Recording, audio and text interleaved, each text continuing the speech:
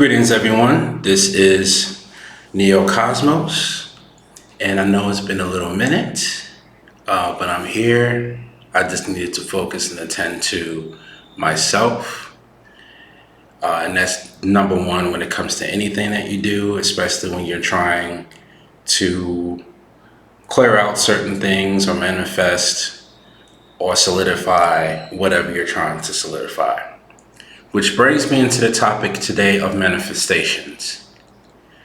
Manifestations is something that to manifest is something that we could all do. But there's certain key components that I was pulled to teach you guys and direct you guys certain key points that I've learned along the way in helping me on my manifestation. So the number one thing I would say for manifestations is making sure that you clean your house. Keeping everything in order as much as you can, getting rid of any spoiled foods in the house, any type of tarnished anything that doesn't belong in your space that you're not using, that you know you could throw it out.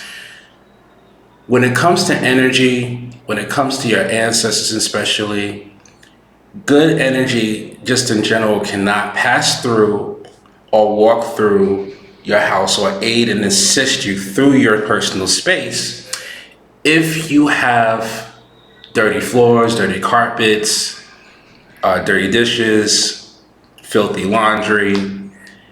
It kind of slows down the process, if you will. And sometimes they can't really pass through the house because the energy is so dense and heavy for them. So if there's any negative entities, or as Dr. B. Sears would say, altities, he kills me with that one.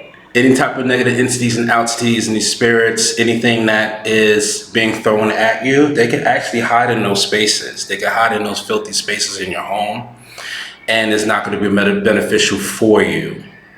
So that's number one. Number two, making sure that your altar is also clean, but also coupling with that is making sure that you have a clean a glass of water, making sure that you give them their renovations and the kind of offering that you give them, anything that your ancestors like, whether it's food, whether it's liquor, whatever it is. Hey, whatever floats their boat, because I have ancestors that love to smoke weed. So every now and again, sometimes I roll up something for them. That's something that's going to be very important for your manifestations, because it's also good to keep an open line of communication. What keeps that open line of communication is having that glass of water in your altar, making sure that that water isn't clouded, paying attention to how the water looks. If the water looks a little weird and strange to you, it's imperative to keep your heart space open and ask the question to your ancestors. Hey, what does this mean? What happened here? What's going on? Is this something that you pulled out of me? Is there something I need to be aware of? And they'll communicate with you. That having that open line helps them build that and intensify that manifestation, whatever your desires are. The other thing that's very important when it comes to manifestation is keeping your energy high, your vibration high, being faithful that whatever that it is that you're trying to manifest into your life or bring forth for your life for your own betterment, imagining it. That key word again, imagination. It's funny how when we're younger and depending on your upbringing, some parents are very strict and they kind of strip the child away from their imagination. But imagination is something that we were all born to understand that we have to create this wonderful universe, this wonderful experience and environment around us, even when we were kids. And some people didn't really have it. They didn't really have all the toys or all of this and all that, but it's the child's imagination that builds that environment around them to keep the child's energy frequency up and always happy and jovial and all that great stuff, right? So when you have that imagination and when you keep your vibration's high, and you're faithful that whatever it is that you're manifesting, it comes to truth, and it becomes materialized within your space. So those things alone, making sure that, hey, if you know there's something that's going on with you and you need to keep that shit to yourself, just so people won't call you or text you and pick and prod at you about, oh, is everything okay? How are you going to be able to pay this? How are you going to pay that? How are you going to do this? How are you going to do that? If you're not working, or if this is going on and that's going on, it's just important to sometimes it's important to isolate yourself during a time of manifestation and keep certain things to yourself, or keep it amongst people that you know that you could trust, and won't come at you with some heavy, dense questions and energy to kind of second guess yourself on whatever it is that you're trying to manifest for yourself, right? So those three things are very, very important key points. So here's a bonus, especially for everyone out there that's watching that has an ancestor altar. This was taught on to me by many different master teachers out there.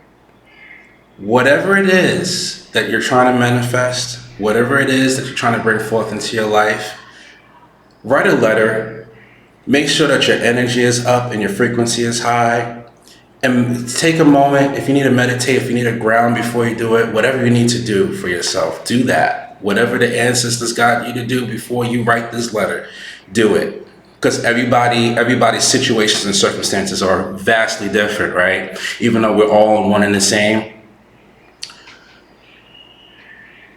Once you do that, keep in mind and imagine whatever it is that you want to materialize in your life. You write it down.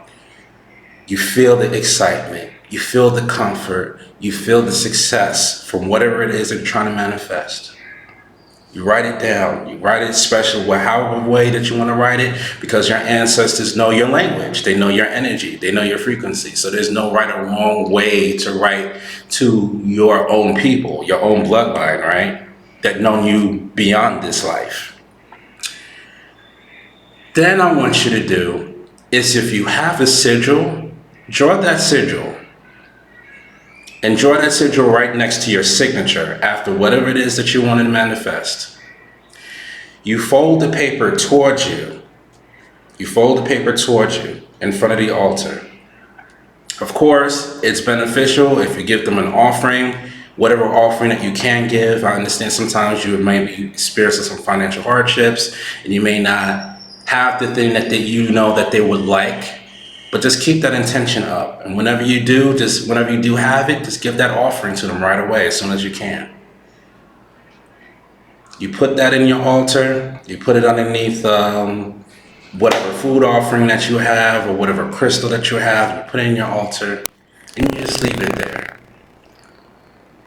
That's another way to boost whatever it is that you want manifested. So if you follow all of those key points and all those key steps, along with that, I promise you, things will start falling into place within your life, especially if you're on path, especially if you're clearing your heart space, especially if your intent is pure and positive. It won't necessarily work for those that are out there throwing and casting spells on people for malicious intent. It won't necessarily work for those out there that have a fucked up home. It won't necessarily work for people out there that don't feel that they have the ability to do whatever it is that they're doing. And finally, it won't work if your imagination needs some help. So all these things work hand in hand with each other, and eventually it will interweave into something that will be beneficial for you. So I hope this video helps.